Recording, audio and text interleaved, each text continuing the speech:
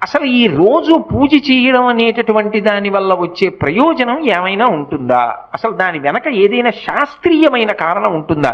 విదురుడు ఎందుకు చెప్పాడు అసలు దైవానికి నమస్కారం చేయమని? నేను మీకు ఒక్క మాట చెప్తా, బాగా గుర్తుపెట్టుకోండి. ఎవరు పూజ చేస్తున్నాడో వాడు లోకము చేత పూజింపబడతాడు.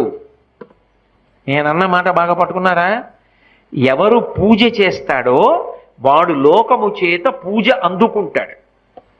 అదేమిటండి మీరు అన్నమాట మాకు బాగా అర్థం కాలేదు, మీరు ఏదో అన్నారు బాగుండదని అన్నాను అంతే అంటారా?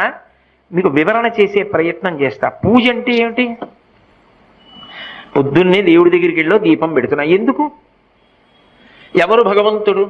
చంద్ర సూర్యౌచ నేత్రే కర్ణావాసా శిరోద్యౌ ముఖమవిదహనో యస్య వాస్తేయమబ్ధి అంతస్తం యస్య విశ్వం సురనర ఖగో భోగి గంధర్వ దైత్యైః